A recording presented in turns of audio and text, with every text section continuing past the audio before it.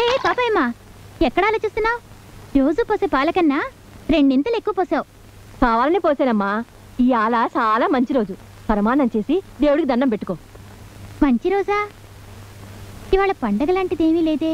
అదేంటమ్మా, ఆ చల్లగాలింట్లో అంత హడావిడి చేస్తుంటే? ఇవాళ కార్తీక పౌర్ణమి, చాలా పవిత్రమైన రోజు. అందులో ఏముందో చూసాక అప్పుడు చెప్తారు కానీ థ్యాంక్స్.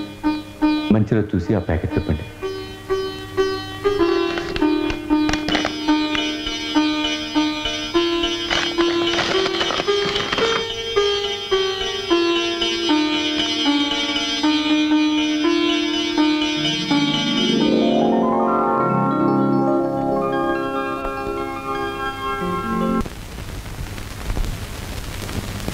అక్క, ఆయన మనసుకైన గాయాన్ని తొందరగా మాన్పించగలనన్న కొండంత నమ్మకంతో ఈ నిర్ణయం తీసుకుంటున్నానక్క.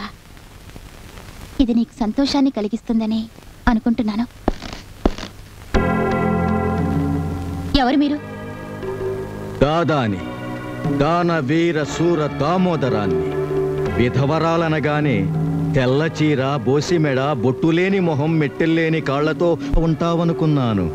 కానీ తాళి లేకుండానే ముత్తైదువై కలకత్తా జాంపండులా నవనవలాడుతూ జిమజిమలాడిస్తావనుకోలేదు. ఎందుకు వచ్చారు ఇక్కడికి? అసలు మీకేం కావాలి? పంతులమ్మవి కదా అని ప్రశ్నల మీద ప్రశ్నలు కురిపించకు. రవీంద్ర ఎక్కడా? ఆయనతో మీకేం పని? పెద్ద పనేం లేదు, వాడి ప్రాణాలు కావాలంతే. నీకు తెలియదేమో, రవీంద్ర పెయింటర్ మాత్రమే కాదు, హత్యల మీద హత్యలు చేస్తున్న రెడ్ రోజ్ కిల్లర్ కూడా. కావచ్చు, అయినా అన్యాయంగా ఎవరిని హతమార్చడం లేదే. ఆహా, కిల్లర్ని బాగానే అర్థం చేసుకున్నావు. అయితే ఆ కిల్లర్ ఏ క్షణాన ఎక్కడుంటాడో నీకు బాగా తెలుసన్నమాట. చెప్పు, ఆ కిల్లర్ ఎక్కడ? నాకు తెలీదు. నేను అందాన్ని ఆరాధిస్తాను, అబద్ధాన్ని అంతం చేస్తాను, మోసాన్ని నిలువెత్తు గోతులో పాతేస్తాను. మర్యాదగా వాడెక్కడున్నాడో చెప్పు. నాకు తెలీదు. ఇప్పుడు తెలుస్తుంది వాడెక్కడున్నాడో.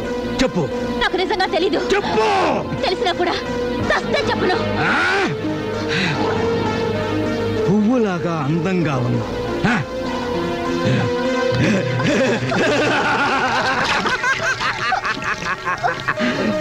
మందులాగా మత్తెక్కిస్తున్నావు, పెట్రోల్లా భగ్గుమంటావు.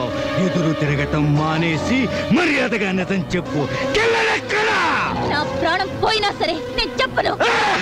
ఆడదానివి కదా, ప్రాణానికి ఎక్కువ విలువివ్వు, మానానికి ఇస్తావు. వాడెక్కడున్నాడో చెప్పి. లేదు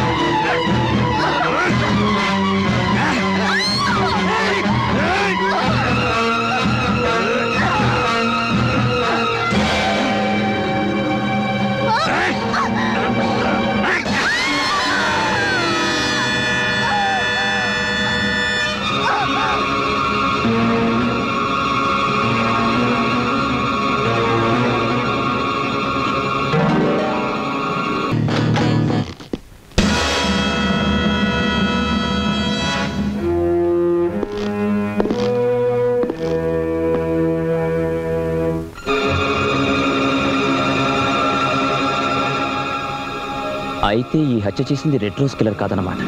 అదేమిటి సార్, శవం పక్కన ఎర్ర గులాబీ ఉందిగా? రెడ్ రోజ్ కిల్లర్ శవం పక్క వేసే గులాబీకి ముళ్ళుండవు. లుక్, ఇది ముళ్ళ గులాబీ.